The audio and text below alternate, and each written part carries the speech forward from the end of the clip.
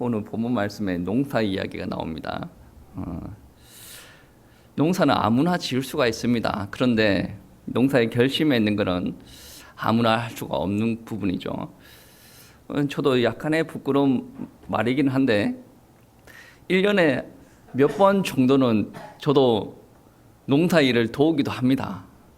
그런데 농사 일을 도우면 감사하다는 소리를 거의 못 듣습니다. 어떤 이야기를 듣냐면 목사님은 농사를 안 짓는 게 좋은 것 같습니다.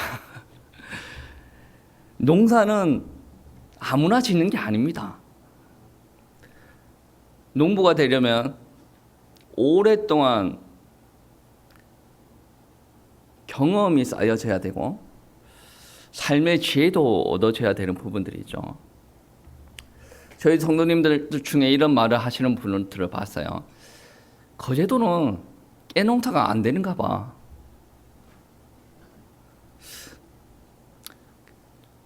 진정 그렇습니까?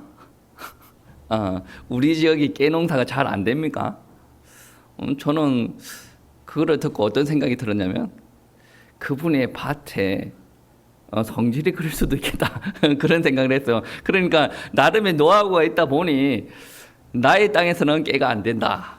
그러니까 내 땅의 토양의 성질도 다 알아야 되고 우리 이 지역의 기후의 특성도 알아야 됩니다. 바람이 어디서 불고 언제 비가 내리고 언제 장마가 치고 언제 태풍이 불고 뭐 사소한 것까지 다 알아야 됩니다. 겨울철에는 어떤 일이 일어나는 것까지 알아야 되죠. 그러니까 내가 가지고 있는 땅의 성질을 알아야 되고 기후를 알게 되면 그 다음에 무엇을 하게 됩니까? 작물을 선택을 하는 거죠. 내가 심을 작물들을 선택을 합니다. 그리고 나서 우리는 씨를 심게 되죠. 씨를 심을 때도 그냥 심는 게 아닙니다. 작물에 따라서 심는 방법이 달라집니다. 여러분이 만약에 콩을 심든지 호박을 심든지 하면 구멍을 탁 파서 그 안에 씨를 3-4개씩 넣고 그 흙을 덮어버리죠. 그리고 만약에 상추를 내가 심겠다 그러면 밭을 다 일궈놓고 호미로 쭉 일자로 꺼놓고 씨를 뿌립니다. 그리고 나서 그걸 살살살 덮어주죠. 그리고 씨가 너무나도 작거나 양이 많을 때는 그냥 흩어 뿌리잖아요. 어떤 분은 상추를 흩어 뿌리기도 하더라고. 깨도 흩어 뿌리기도 하고. 우리는 농부들은 이 씨 한 톤을 하나를 엄청나게 귀하게 여깁니다. 그래서 우리나라 같은 경우에는 뭐 씨 심는 방법이 다양하죠. 근데 오늘 성경 말씀을 보면 이 농부는 제정신인가? 그런 생각이 들기도 합니다. 여러분은 아주 경건해서 그런 마음이 안 들 수도 있는데 오늘 말씀 보면 어떤 말이냐면 농부가 씨를 뿌리는데 그 씨를 어디다가 뿌리냐면 길가에다가 뿌린대요. 그리고 씨를 돌밭 위에다가 뿌린답니다. 그리고 씨를 가시덤불 밑에다가 뿌린답니다. 그리고 나머지 씨는 좋은 땅 위에 올려주겠죠. 농부가 좀 이상한데? 라고 생각되어질 수도 있는데 오늘 예수님께서 말씀을 가르치는 시대에 농사를 어떻게 지었는지에 대해서 아셔야 되는 부분들이 있어요. 예수님께서 사역하시던 시대의 팔레스타인 지역에서는 어떻게 농사를 하였냐면 바구니나 포대자루 같은 데 씨를 넣어가지고 이렇게 뿌리는 작업들을 했어요. 그런데 더 우리가 좀 알아야 될 부분들은 뭐냐면 예수님께서 사역하던 그 시대 때는 밭과 밭 사이에 길이 나 있습니다. 그러니까 어떻게 말하면 밭과 길이 별로 구분이 되어지지 않습니다. 그러니까 사람들과 여행객들이 많이 왔다 갔다 하면 땅이 단단해지고 반질반질해지지 않습니까? 그게 곧 길이고 반질하지 않는 게 밭이었다는 거예요. 그런 토지를 가지고 있는 사람이 씨를 뿌릴 때는 그냥 씨를 뿌리면서 이렇게 뿌렸다는 거죠. 그러니까 어떤 씨는 사람들이 지나가는 밭 위에 떨어지기도 하고 어떤 씨는 좋은 땅 위에 떨어지기도 하죠. 근데 뿌리가 내리기 전에 바람이 한 번 샥 불었다고 생각해 보세요. 좋은 땅에 떨어진 그 씨 또한 바람에 날려서 돌밭 위에 올라갈 수도 있고 또 그 씨가 바람에 날려서 가시덤불 사이에 떨어져 있을 수도 있다는 거예요. 예수님께서 그 말씀을 그러한 농사 현장을 보시고 하나님의 말씀에 대해서 증거를 하는데 어떻게 증거하냐면 하나님의 말씀을 받는 사람들의 마음에 대해서 이야기를 합니다. 씨가 뿌려졌을 때 네 가지 유형의 밭이 있는데 하나님의 말씀을 받는 마음밭도 네 가지 유형이 있다라는 겁니다. 길가 같은 굳은 땅에서 씨가 뿌리 내릴 수 있을 것 같습니까? 오늘 본문 말씀에 보시면 4절 말씀에 이런 말씀이죠. 뿌릴새 덜어는 길가에 떨어짐에 새들이 와서 먹어버렸고.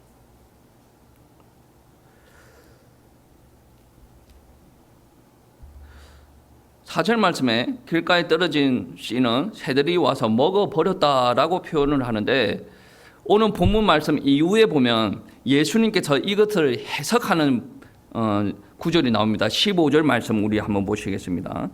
15절 말씀 우리 한 목소리로 읽어보시겠습니다. 말씀이 길가에 뿌려졌다는 것은 이들이 가르침이니 곧 말씀을 들었을 때에 사탄이 즉시 와서 그들에게 뿌려진 말씀을 빼앗는 것이요. 아멘. 씨가 뿌려졌을 때 새가 와서 쪼아서 먹을 때는 상황의 심각성을 몰랐는데 이거를 비유를 해석을 하면서 예수님께서 하실 말씀이 있죠. 하나님의 말씀이 선포가 되어지면 사람들의 마음밭에 씨가 뿌려진다. 그런데 이 씨가 뿌리가 내리기 전에 사탄이 와서 그 씨를 빼앗아 가버린다라고 이야기를 합니다. 이 사람이 교회 밖에 있는 사람입니까? 교회 안에 있는 사람이에요. 길가 같은 마음밭을 가지고 있는 사람, 교회 밖에 있는 사람이에요? 안에 있는 사람이에요? 밖에 있을 수도 있는데 대부분 교회 안에 있는 사람이에요. 왜 그렇게 이해가 됩니까? 하나님의 말씀 받았다라고 하잖아요. 밖에서 받을 수도 있지만 안에부터 받을 확률들이 더 많거든요. 교회 안에 있는 사람들 중에 길가와 같은 마음밭을 가지고 있는 사람들이 너무나도 많이 있다. 그런데 하나님의 말씀을 받았을 때 아멘으로 화답을 하고 그 말씀을 믿고 기도와 삶으로 이어져야 되는데 이 길가와 같은 마음밭을 가지고 있는 사람들은 특징이 뭐냐? 하나님의 말씀을 들었을 때 아무런 느낌이 없는 게 아니거든요. 맞아. 나도 저렇게 살아야지. 할렐루야. 아멘 하는데 그 마음과 동시에 옆에 이상한 마음이 스물스물 올라오는 거예요. 그런데 오늘 말씀이 좀 그렇다. 오늘 말씀이 좀 기네. 말씀이 좀 반복되는 것 같지 않냐?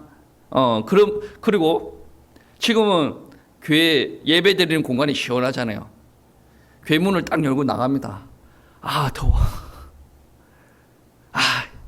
그냥 인터넷으로 예배 드리는 게 좋을 것 같은데. 더워서 교회 못 나오겠네. 또 그런 사람들도 있을 거예요. 장마라 너무나도 후덥지근한데 오늘 근데 교회 반찬이 왜 이래? 아니 말씀은 말씀이고 반찬은 반찬이죠. 말씀은 말씀이고 여러분 더운 거는 더운 거예요. 말씀은 말씀이고 여러분 기분 나쁜 건 기분 나쁜 겁니다. 근데 그거를 여러분 상황이 어떻다라는 것을 완전히 무시하는 개념이 아니고 여러분 상황이 나쁜 것 때문에 말씀이 무시가 되어지는. 고린도서 4장 말씀에 어떤 말씀이냐면 이 땅에 세상 신이 있는데 세상 신이 누굽니까? 마귀 아닙니까? 참 신은 하나님이신데 이 땅의 세상 신의 역사에서 혼미하게 하는 존재가 누구냐? 마귀라는 거예요. 아직도 하나님의 말씀을 믿지 않는 사람들이 복음의 빛을 받아들이지 못하도록 하나님을 믿지 않는 사람들의 마음밭을 혼미케 한다라고 이야기를 합니다. 길가와 같은 마음밭을 가지고 있는 사람들이 그와 같다는 거예요. 하나님의 말씀이 뿌리가 내려지고 그 안에 생명의 역사가 일어나고 그 안에 결실이 나타나야 되는데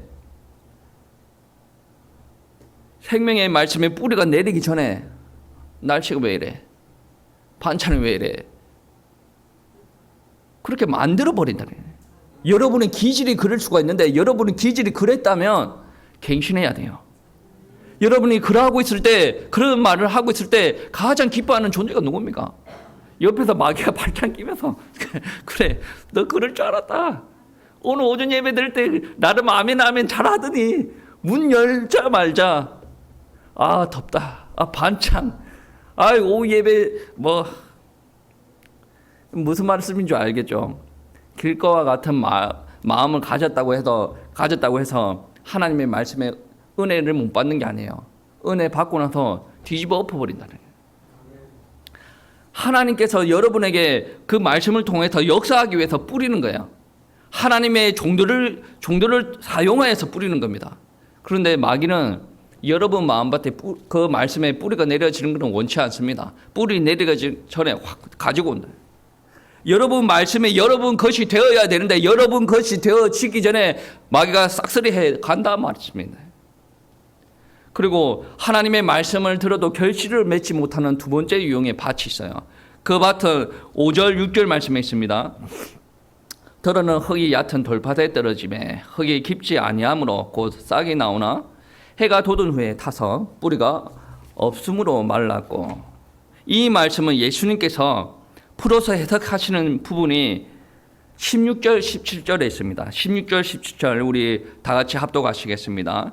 또 이와 같이 돌밭에 뿌려졌다는 것은 이들을 가리킴이니 곧 말씀을 들을 때에 즉시 기쁨으로 받으나 그 속에 뿌리가 없어 잠깐 견디다가 말씀으로 인하여 환난이나 박해가 일어나는 때에는 곧 넘어지는 자요. 아멘. 길가에 뿌려졌을 때는 누가 직접적으로 역사를 하냐면 마귀가 말씀을 썰어가지 않습니까? 그런데 돌밭에 뿌려졌다라는 것은 말씀을 듣는 사람의 연약함이 강하게 역사를 하는 거예요. 말씀이 떨어져 가지고 돌밭이라도 뿌리는 내릴 수가 있습니다. 왜 그러냐? 돌밭에도 흙이 있으니까. 뿌리가 내려가지고 들어가는 중에 그 밑에 보니까 흙이 없는 거예요. 그래서 뿌리가 깊게 내리지 못하고 중간에 햇빛이 강하게 비치면 그 뿌리가 말라 뒤틀어진다라는 말씀이에요. 실제로 이스라엘 지역에 가보면 돌밭이 많아요. 석회석이 너무나도 많이 있습니다. 그 자리에 씨가 뿌려지면 뿌리는 내리는데 결실을 맺지 못할 정도로 깊게 뿌리를 내릴 수가 없다라는 말씀이에요. 여러분, 이러한 마음밭을 가지고 있는 사람들은 어떤 사람인 것 같아요? 15절 16절 말씀에 보시면 이런 말씀이 있죠.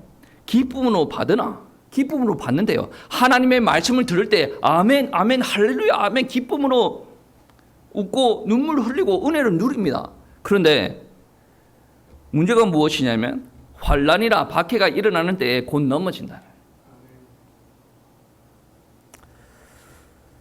신앙생활을 시작을 하고 내가 이 믿음 지키는 가운데 약간의 핍박이 있다.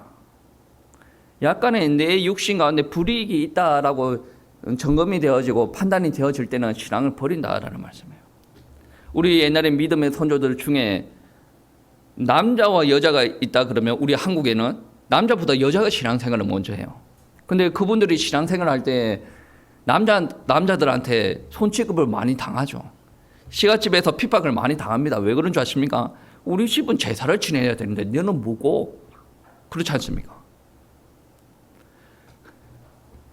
믿음이 없는 사람들은 그 안에 대부분 사람들은 시가집이 원하는 대로 한단 말이에요. 제가 흘러다니는 많은 이야기를 들었어요. 어떤 장로님의 딸이 불신자 집에 시집을 갔어요. 그거는 시작부터 저는 잘못되었다라고 생각을 합니다. 시집 간 거면 어쩔 수가 없어요. 그걸 정죄하는 부분이 아니라 시집 간 거면 어쩔 수가 없어요. 이혼하고 돌아오라고 할 수가 없는 부분 아닙니까? 가기 전에 하나님을 안 믿는 사람이랑 결혼 안 한다고 했어야죠. 근데 결혼 생활을 시작해버렸어요. 그때는 어떻게 해야 됩니까? 그때로 또 믿음을 지켜야 됩니다. 그때라도. 그런데 평상시에는 교회 다녀요. 평상시에는 교회 다니는데 명절 기간 되면 뭐 어떻게 하죠? 다 가서 전 부치고 우상 숭배를 한단 말이에요. 그 사람의 믿음이 있냐 없냐 말하기가 좀 곤란합니다. 평상시에 와서 예배를 드리고 앉아있으면 믿음이 있는 것도 같아요. 그런데 평상시에는 그 사람한테 핍박이 없지 않습니까? 예수 믿는 것 때문에 핍박이 거의 없다라고 봐야 돼요. 근데 핍박의 수위가 올라가는 때가 언제입니까?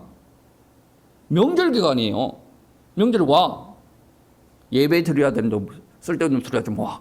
그럼 뭐 쭈뼛쭈뼛 가지 않습니까? 아니 며느리가 돼가지고 제사상 차리는데 가만히 있을 수가 있습니까? 해. 그러니까 시어머니 앞에 가서 꼼짝없이 당하는 거예요. 이거를 보고 우리는 뭐라고 봐야 됩니까? 바라봐야 되냐면 길가에 뿌려진 마음밭을 가지고 있는 그리스도인? 이 사람이 진짜 그리스도인인가는 잘 모르겠어요. 제가 판단할 문제는 아니고. 근데 오늘 길가와 같은 뿌려진 마음밭을 가지고 있다라는 것은 확실하다라는 말씀입니다. 그리고 이 사람들의 특징이 무엇이냐면 어느 날 교회 다니다가 싹 사라져버려요. 그리고 교회 다니다가 사라져버린 그 사람들의 왜 교회 안 오냐라는 말을 보면 그렇게 큰 이유가 아닙니다. 내가 누구랑 싸웠는데, 내가 옆에 사람이 마음에 안 드는데, 옆에 사람이 나한테 뭐라고 하는데, 그리고 내가 이 교회에 정이 없는데, 여러 가지 이야기를 하는데, 이 모든 것들이 하나님의 말씀을 믿고 따라가는데 전혀 지장이 줘서 안 되는 말씀이죠.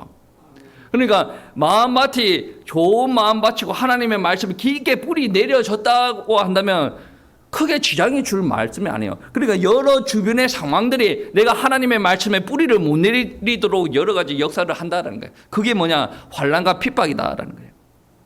그렇게 신앙생활을 하다가 상처 입어가지고 교회로 완전히 떠나버리는 사람들이 있어요. 그나마 다행인 것은 마음이 안 좋아가지고 다른 교회 가서 신앙생활을 하는 분들이 있단 말이에요. 우리는 전도와 선교의 방향을 맞춰야 되는 하나님의 백성들입니다. 그리스도의 제자입니다. 그러면 우리는 외국에 나가서만 복음 전하는 그런 게 전도하고 선교가 아니란 말이에요. 여러분, 교회 문화에 정착을 못했다. 그래서 교회를 떠났다. 그래서 교회 문화에서 상처를 입고 나서 떠돌고 있다. 이 사람들도 우리의 선교의 대상이라 돼.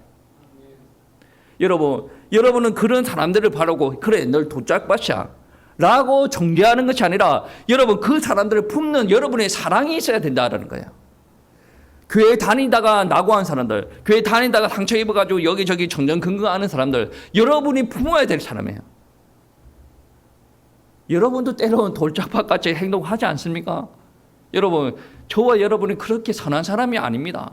예수님께서 우리에게 선하다라고 이야기하시는 거고 의롭다라고 하는 거지 우리 안에 죄가 없다라는 말씀이 아니란 말이에요.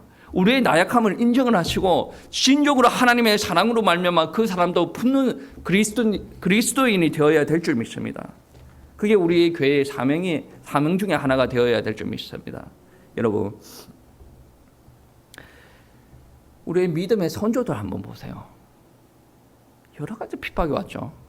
선지자들 중에 저는 그런 상황이 들어오면 정말로 믿음이 지켜질지는 모르겠지만 기도는 합니다. 선지자들 중에 감옥에 갇히는 사람들도 있었고 톱으로 키임을 당하는 사람들도 있었고 불에 태워서 죽임을 당하는 사람들도 있었고 사자굴에 덤짐을 받는 사람들도 있었다. 그런데 내 마음이 돌밭이라 그러면 생각할 겨를도 없죠. 그냥 그 상황을 그 상황을 벗어난 말이에요. 근데 진짜 이 사람이 하나님을 믿는 사람이냐? 그렇지 않냐? 이 사람이 진짜 신앙인이냐? 그렇지 않냐? 그리스도인이냐? 그런 모습만 보여줬던 사람이냐는 언제 판가름이 나냐면 환난과 핍박이 닥쳐봐야 판가름이 난다는 거예요. 여러분, 오늘날도 여러분한테 환난과 핍박이 노골적으로 들어오질 않지만 충분히 여러분 주변에 예배 못 드리게 만드는 그 무언가가 있다라고 봅니다. 직장에서도 여러분에게 강력하게 무언가를 요구하는 그 무언가가 있다라고 생각을 합니다. 여러분의 결단이 어떻게 해야 될지 하나님 앞에 기도하시기 바랍니다. 내 마음밭이 이 마음밭에서 좀 더 벗어나고 하나님께서 원하시는 마음밭이 될 수 있도록 하나님이 저에게 성령의 충만함을 주시옵소서라고 기도해야 됩니다. 그리고 세 번째 유형은 가시떨기 때 오늘 말씀 보시면 7절 말씀입니다. 들으는 가시떨기에 떨어짐에 가시가 자라 기운을 막음으로 결실을 하지 못하였고, 이 말씀을 예수님께서 18절 19절 말씀에 다시 말씀하십니다. 18절 19절 말씀을 합독하시겠습니다. 또 어떤 이는 이들 마음 듣기는 하되 세상의 염려와 재물의 유혹과 기타 욕심이 들어와 말씀을 막아 결실하지 못하게 되는 자요. 아멘. 어떤 이는 가실떨기에 부러진 자니 이들은 말씀을 듣기는 하되, 이 사람은 하나님의 말씀을 듣는데 사모함이 없다라고 말하기는 그렇습니다. 그리고 이 사람은 어느 정도 뿌리를 내린 사람, 마음밭에 하나님의 말씀이 뿌리를 내린 사람이에요. 근데 가시가 점점 더 확장함으로 말미암아 그 씨가 움이 텄을 때 햇빛을 받아야 되고 비를 받아야 되고 바람을 통해야 되는데 그 기운을 다 차단을 함으로 말미암아 성장을 못하고 결국은 결실을 못 맺는 그러한 마음밭이라고 할 수가 있습니다. 그런데 이런 마음밭은 어떤 마음밭이냐면 하나님의 말씀이 심겨진 기쁨을 알아요. 하나님의 말씀을 사모하면 안다라는 거예요. 그런데 무엇 때문에 결실을 못 맺냐면 19절 말씀에 세상 염려, 재물의 유혹, 기타 욕심이 들어와 말씀을 막아 결실하지 못한다. 말씀을 사모한다니까요. 말씀을 사모해서 사모의 자리까지 옵니다. 그런데 말씀을 사모하는데 염려가 두 개 같이 올라오면 염려 쪽으로 간단 말이에요. 이게 기운이, 가시가 이 기운이 강해가지고 이 말씀이 성장하지 못하도록 덮어버린다. 말씀도 올라오고 이 염려도 올라오는데 이 염려가 말씀을 덮어버려야 돼. 그래서 결국은 결실을 못 맺는 거예요. 말씀이 올라오는데 재물의 유혹이 잘잘 올라요. 그 재물의 유혹이 덮어버리면 말씀에 결실이 없다는 거예요. 세상적인 유혹과 하나님의 말씀이 같이 올라오기도 합니다. 그런데 믿음의 사람은 어디를 선택해야 됩니까? 염려가 있든 재물의 유혹이 있든 세상 유혹이 따라온다라고 하더라도 우리는 말씀을 선택해야 돼요. 그래야 우리가 하나님의 말씀을 맛을 보게 되는 거고 하나님의 말씀을 성취가 되어진다라는 것을 볼 수가 있는 거고 하나님께서 그 일로 통해서 우리에게 그 결실을 맺을 수 있도록 하신다라는 말씀입니다. 마지막 말씀은 그런 말씀이에요. 들어는 8절 말씀, 들어는 좋은 땅에 떨어짐에 자라 무성하여 결실하였으니 30배나 60배나 100배가 되었으니. 그런데 이 20절 말씀은 우리가 다시 예수님께서 꼬시워서 해석하여 주는 부분들을 보면 이런 말씀이 있습니다. 20절 말씀은 좋은 땅에 뿌려졌다는 것은 곧 말씀을 듣고 받아 30배나 60배나 100배의 결실을 하는 산이라. 오늘 말씀에 보시면 그런 말씀이 있죠. 20절 말씀에 좋은 땅에 뿌려졌다는 것은 곧 말씀을 듣고 받아. 이 전에 있었던 세 가지의 부류의 말씀을 세 가지의 마음밭을 보면 다 말씀을 들어요. 뿌려집니다. 그런데 좋은 밭의 특징은 뭐냐? 듣고 받았다라는 거예요. 이 받았다라는 것을 어떻게 우리가 더 해석을 해봐야 되냐면 조금 다른 사복음서에 보시면 이 성경 구절을 그대로 옮겨진 성경 구절이 있어요. 누가복음 8장 15절 말씀에 보시면 좋은 땅에 있다는 것은 착하고 좋은 마음으로 말씀을 듣고 지켜 인내로 결실하는. 그러니까 듣고 받았다라는 말은 다르게 표현하면 듣고 받고 인내로 지켰다라는 말이 되어진다라는 말씀입니다. 여러분 설교 왜 듣습니까? 여러분 위로받으려고 설교 듣습니까? 그거는 좋은 밭이라고 하기 그래요. 여러분 필요를 충족시키기 위해서 여러분 위로를 들어요? 그게 곧 하나님의 말씀이다 그러면 깊게 뿌리가 내려져가지고 역사할 수가 있어요. 그런데 여러분 필요에 의해서 말씀을, 이 필요라는 것은 영적인 필요가 아니에요. 여러분에게 문제가 있는데 그 문제를 해결하기 위해서 오로지 그 목적만 가지고 하나님의 말씀에 달려든다라고 한다면 그게 좋은 밭일까라는 의문이 들기도 합니다. 좋은 밭은 어떤 밭이냐? 말씀을 듣고 받아서 지켜 인내하였다. 여러분 설교 듣는 이유는 위로는 설교 듣는 중에 일어나는 일들이고 여러분 치유의 역사는 설교 듣는 중에 일어나는 일들이에요. 하나님의 말씀은 귀로 듣고 흘리는 게 하나님의 말씀이 아니라 하나님의 말씀은 내가 듣고 받고 지키어 인내하는 게 좋은 밭을 가지고 있는 사람들의 특징이다라는 거예요. 여러분, 하나님의 말씀 듣는 목적은 지키는 게 목적입니다.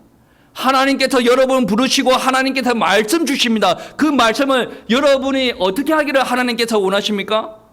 지키기를 원하세요. 왜 그런 줄 아십니까? 하나님께서는 여러분을 하나님의 백성으로 여기십니다. 하나님께서 구약시대 때부터 하나님의 백성들을 인도하시는 방법이 무엇이었습니까? 내 상에 절하라. 내가 역사니까 너가 이걸 보고 따라와라. 아닙니다. 하나님께서 말씀하십니다. 그 말씀을 듣고 순종하고 나아갈 때 하나님께서 역사를 일으키십니다. 창세기 12장 말씀에 하나님께서 아브라함을 부르시오. 내 친척과 아비 집을 떠나라.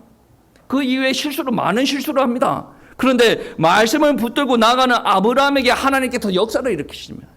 에스겔서 37장 말씀에 보시면 골짜기에 마른 뼈들이 흩어져 있었습니다. 하나님께서 에스겔에게 이것이 살아나겠느냐? 에스겔은 모르죠. 하나님께서 말씀하십니다. 나의 말을 대언하라. 하나님의 말씀이 대언합니다. 일어나라. 마른 뼈들이 서로 맞아 떨어지기 시작하고 핏줄이 돋아나기 시작하고 사람의 피부가 만들어지기 시작하고 하나님의 말씀이 대언되어졌을 때는 이러한 역사가 일어난다는 거예요. 그런데 그 말씀이 여러분을 통해서 그 말씀이 여러분을 통해서 여러분의 현장에 이루어지는 것이 하나님의 뜻이에요. 그래야 하나님의 영광이 드러나는 거죠. 썬데이 크리스찬 여러분 하지 마세요. 교회 안에서만 크리스찬 하지 마세요. 여러분 교회 안에서 예배 드릴 때 여러분 힐링 받고 위로 받고 막 힘 받는 거 맞아요. 근데 여러분 결국은 가야 될 현장이 어디입니까? 여러분 가정 현장. 여러분 직장 현장에 하나님의 말씀 붙들고 가야 된다라는 거예요. 그 하나님의 말씀 붙들고 살아가기에 힘든 현장이 어디예요? 가정이고 직장입니다. 교회에서는 다 하나님의 말씀 들었지 않습니까? 다 같이 지키는 공동체 아닙니까?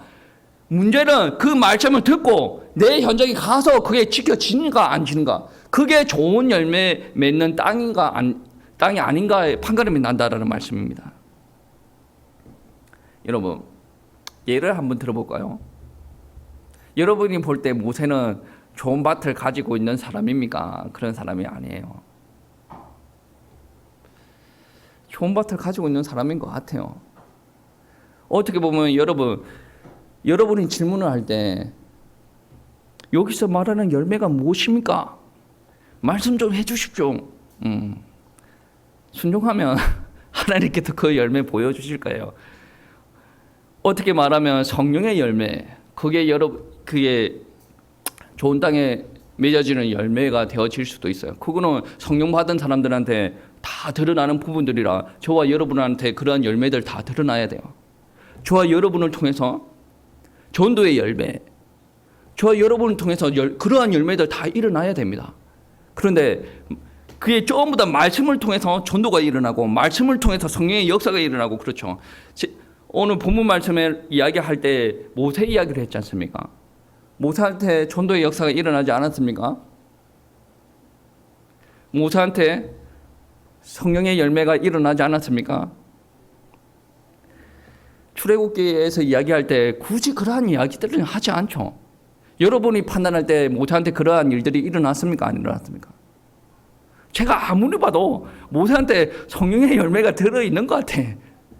그리고 모세한테 아무리 봐도 전도의 열매가 일어났습니다. 그런데 그 열매가 일어나기 전까지 숱한 세월이 있죠.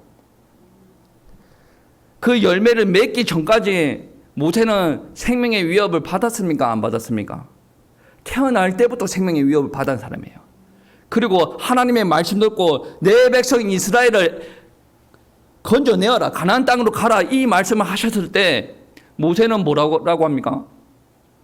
못 가겠다고 하죠. 생명의 위협을 받았어요. 오늘 좋은 밭, 나쁜 밭 이야기할 때 생명의 위협, 환난과 핍박 이야기가 나오지 않습니까? 그런 위협을 받은 상태예요. 모세가 먹고 사는 거에 염려를 했습니까? 안 했습니까? 먹고 사는 문제가 있었습니까? 없었습니까? 40살 됐을 때 그때까지는 경제의 관념에 크게 신경을 쓸 필요가 없죠. 왕궁에 살았으니까. 그 이후에 광야를 떠도는데 다행스럽게 처가살이를 시작해서 다행스럽죠. 경제의 고난이 있었습니까? 없었습니까? 있었다고 봐야 되는 거죠. 많은 사건과 사고를 겪으면서 사람이 성숙되는 거예요. 마지막에 어떻게 됩니까? 내 백성 이스라엘을 건져내어라. 그런데 네가 들어가야 돼. 순종을 하는 거죠. 순종을 하는 것은 무엇입니까? 그냥 받아들인다라는 게 아니에요. 나는 인정합니다. 하나님의 말씀을 인정합니다. 여기에만 멈추어지는 게 아니라 그 말씀을 가지고 하나님께서 보내신 현장에 서 있는 거예요. 야, 10번째 재앙 오기 전까지 절대로 안 내보내줄 거야. 하나님의 말씀이죠. 그 말씀 우주에다 서 있는 거예요. 10번째 재앙이 올 때 이렇게 될 것이다. 그렇게 하는 거죠. 홍해 앞에 실수로 하나님께서 홍해 앞에 보내셨겠습니까? 하나님께서 그 정도로 능력 없는 하나님이셔요? 아닙니다.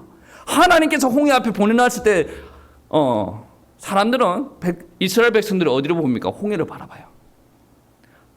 모세는 어디를 바라보죠? 하늘을 바라봐요.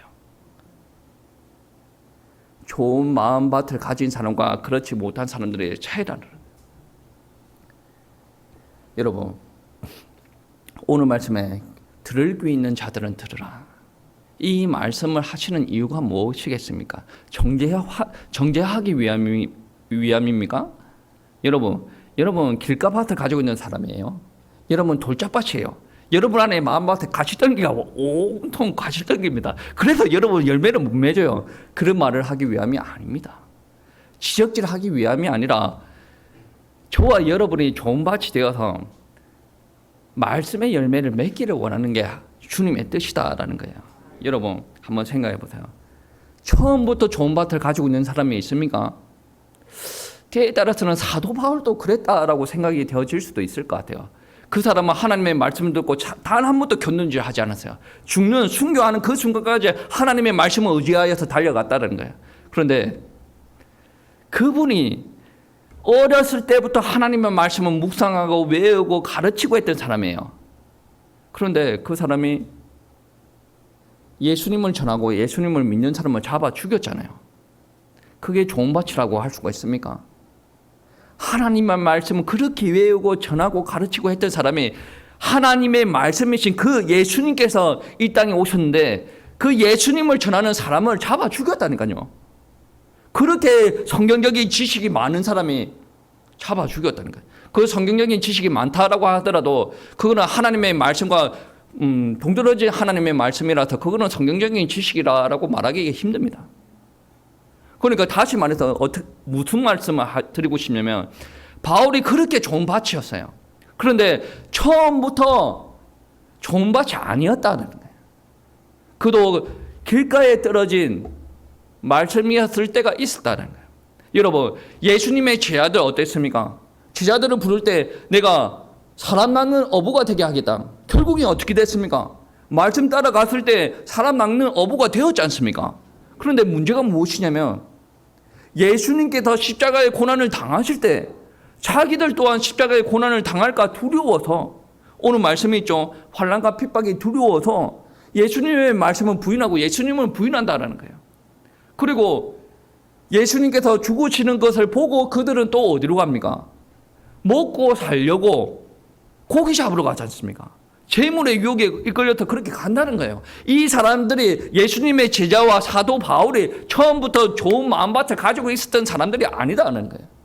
그러니까 여러분 귀가 있으면 저도 귀가 있으면 들어야 되는 말씀에 우리의 마음밭이 지금 강박하고 마음밭이 졸작이고 가시덤불이 많이 나 있다라고 하더라도 하나님의 말씀을 사모하고 하나님을 따라가는 좋은 밭이 되어질 수가 있다라는 말씀이에요. 그러면 좋은 밭이 되어지려면 어떻게 해야 됩니까? 여러분 예배를 열심히 드려야 됩니까? 물론 예배도 열심히 드려야 됩니다. 근데 궁극적으로 좋은 마음밭이 되려면 어떻게 해야 되냐면 성경책에 여러 구절에 그런 성경 구절이 있습니다. 대표적으로 한 구절만 찾아보겠습니다. 에스겔서 36장 25절 27절 말씀 우리 다 같이 합독하시겠습니다.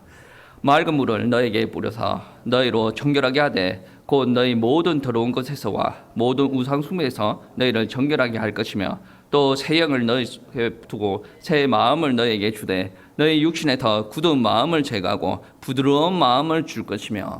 아멘. 오늘 말씀에 씨가 뿌리 못 내려질 때는 왜 뿌리를 못 내립니까? 길가, 돌짝박 특징이 뭐예요? 딱딱한 거예요. 마음밭이 딱딱하면 뿌리가 안 내려집니다. 그런데 이 딱딱한 굳은 마음을 부드럽게 하는 것이 무엇이라고 합니까? 하나님께서 새 영을 부어주실 때, 하나님의 영으로 충만하게 되어졌을 때 사람의 마음을 움직이시는 분은 누굽니까? 하나님이에요. 우리가 아무리 해주십시오 해도 하나님께서 수도하시고 계시면 역사는 안 일어납니다. 근데 하나님께서 하나님의 영을 우리 가운데 부어주셨을 때 우리 마음밭에 변화가 일어난다. 그래서 사도 바울은 어떤 말씀을 전하냐면 우리가 새로운 피조물이 되었다. 정말로 우리가 태어날 때부터 마음밭이 길가였고 돌짝밭이었는데 정말로 성령께서 나에게 임함으로 말미암아 나의 마음밭은 어떻게 되었다라고 이야기하십니까? 부드러운 옥토와 같은 마음밭이 되었다. 그런 마음밭이 되었을 때 에스겔 25절 말씀에 이야기했듯이 나의 들어옴이 내가 우상숭배하는 것이 내 속에서 없어진다는 거예요. 이 들어옴과 우상숭배가 어떤 것인 줄 아십니까? 이 좋은 밭에서는 그러한 일들이 일어나지 않아요. 나의 악함으로 말미암아 하나님의 말씀을 온전히 받아들이지 못해요. 우상 숭배로 말미암아 하나님의 말씀에 온전히 뿌리 내리지 못하게 만듭니다. 이 우상 숭배는 이거를 놓고 유형입니다. 모양이 있죠. 여기에 절을 하세요. 우상 숭배예요. 근데 이러한 모습이 없다 그러더라도 여러분 마음 안에 우상 숭배가 있어요. 어떤 분들은 자녀가 우상이 되어 있을 수도 있고, 어떤 분은 돈이, 어떤 분은 세상적인 명예, 어떤 분은 나의 생명이 우상이 되어져 있을 수도 있습니다.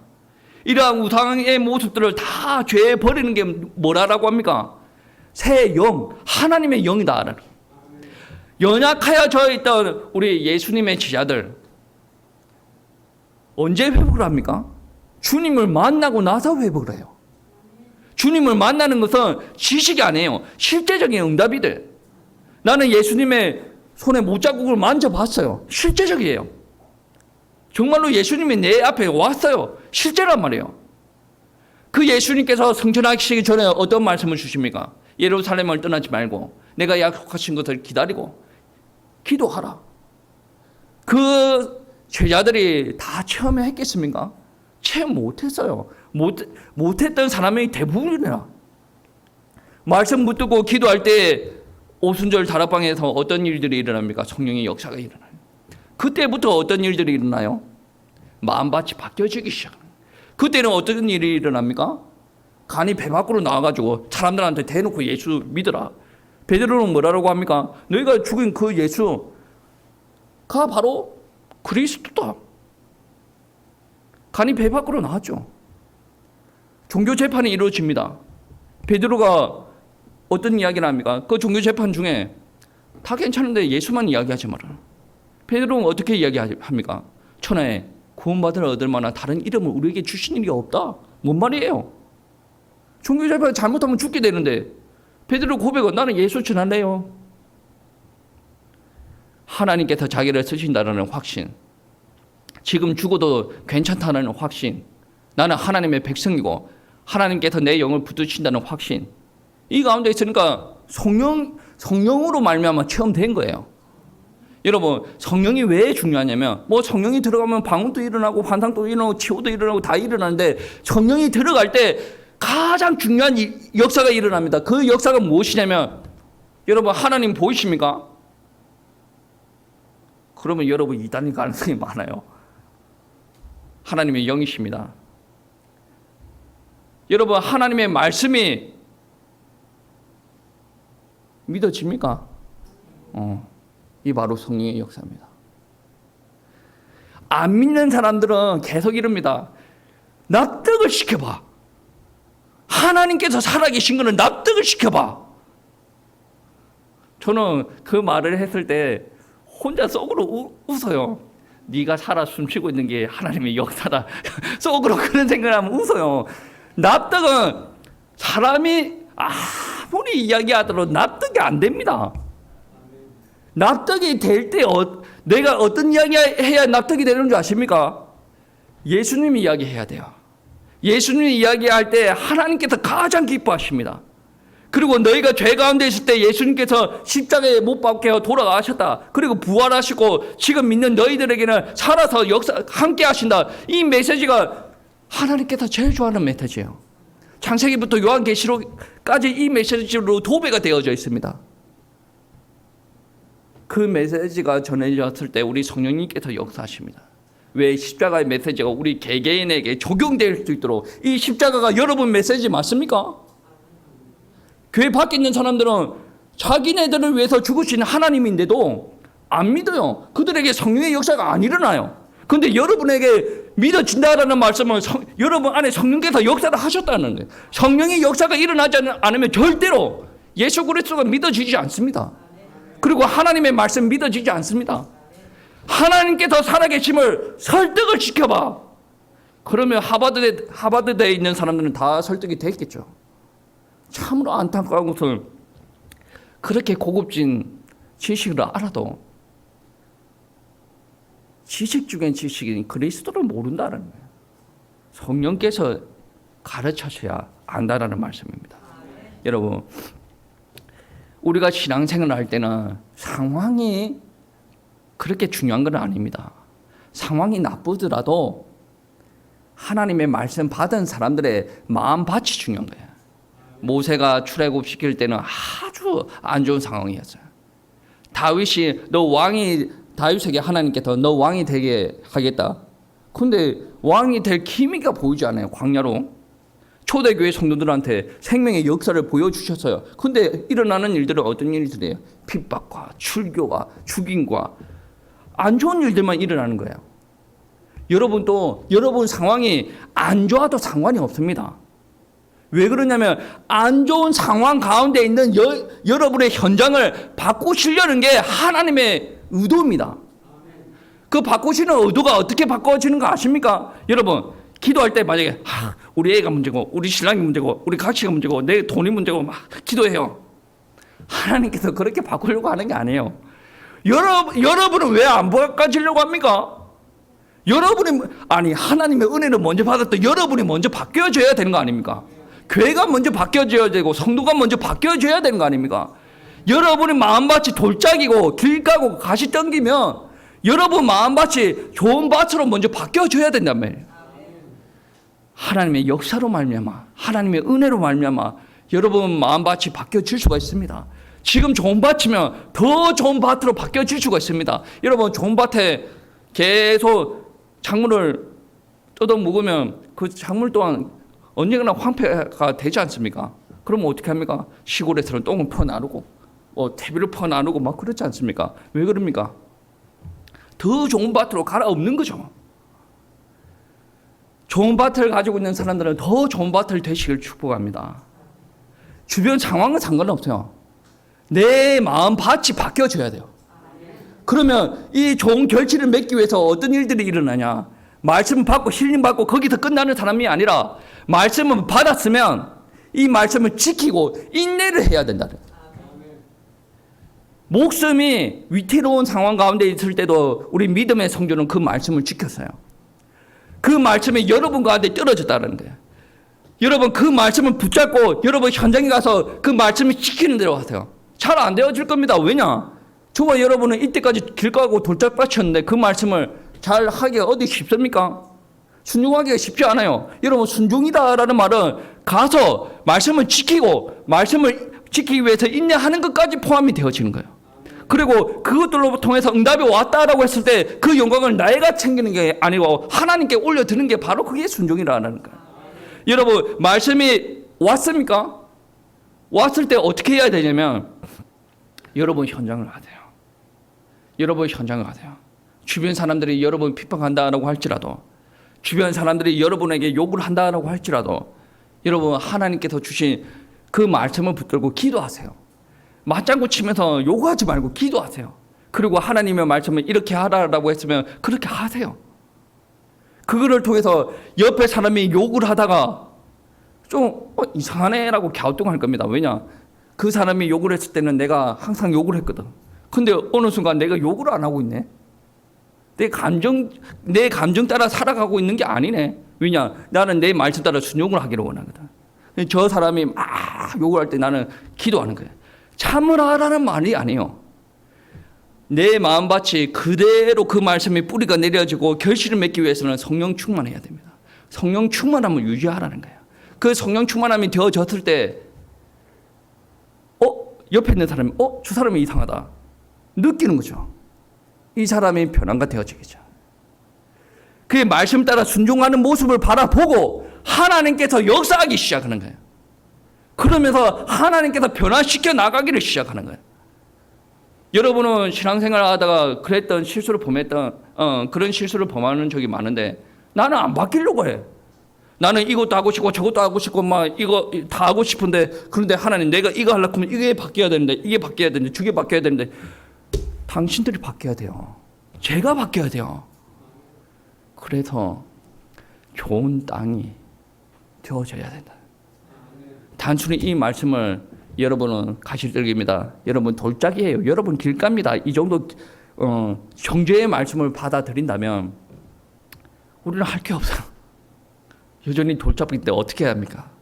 그런데 하나님께서는 우리를 통해서 하나님의 말씀의 씨앗을 이루시게 하는 게 하나님의 뜻입니다. 그래서 여러분은 성령 충만하고 말씀 붙들고 기도하시기 바랍니다. 여러분 그러면 여러분 또 베드로처럼 간이 배 밖으로 튀어나와가지고 하나님의 말씀 전할 수 있을 겁니다. 여러분의 닫혔던 문들이 전에는 하나님 제발 문 좀 열어주세요. 제발 문 좀 제발 이렇게 기도하는 사람이 이제는 기도할 거예요. 하나님 문 열어주세요. 좀 교만하기도 합니다. 문 열어주세요. 안 열어줘도 할 겁니다. 이게 이러한 기도 패턴을 보면 하나님께서 흐뭇해 하시겠죠. 그리고 이러한 기도 패턴을 보면 마귀가 당황합니다. 왜냐? 여러분 기도 패턴을 보면 하나님 이거 해주세요. 나 이거 해주면 이 다음 거 할래요. 그럼 마귀가 계속 이거 하나님께서 문 열어주지 않는 거지만 마귀가 여기서 계속 내가 응답 못 받도록 장난치는 거예요. 이 문이 안 열어주면 이 다음 거 안 한다고 했으니까 이거 가지고 장난치는 거예요. 여러분 이거 열어주세요. 그러면 나 그거 할게요. 뭐 성기도가 나쁘지 않습니다. 근데 성기도보다 더 큰 기도가 뭔지 아십니까? 하나님 이거 열어주세요. 나 하나님 일해야 되겠습니다. 하나님 뜻이면 안 열어주셔도 됩니다. 안 열어주셔도 나는 하나님 일할 겁니다. 제가 다리를 좀 다쳤죠. 하나님 이 다리 정말 육상상처럼 빵빵하게 만들어주세요. 내가 차를 좀 타고 걸어다니면서 하나님 일 다 하게 육상상처보다 더 튼튼한 로봇 다리를 만들게 해주세요. 하나님 해주세요. 그러나 그렇지 않다라고 하더라도 다리를 절고 다닌다라고 하더라도 나 하나님 일할 겁니다. 여러분 그래야 됩니다. 제일 중요한 게 뭔지 아십니까? 하나님의 마음에 흡족한 자가 되어야 돼요. 그러면 돌밭도 하나님 다 깨부술 거예요. 가실 떨고 있다. 다 쳐버려. 안 좋은 밭이다라고 하더라도 옥토로 만들어 버리시는 게 누구냐? 하나님의 절대적인 능력, 절대적인 주권. 그 주권에 우리는 뭐 해야 됩니까? 절대적인 순종. 그래서 한 주 동안 하나님의 말씀을 의지하고 하나님께서 이루어 나가시는 역사들을 체험하시는 우리 성도님들 되시기를 축복합니다.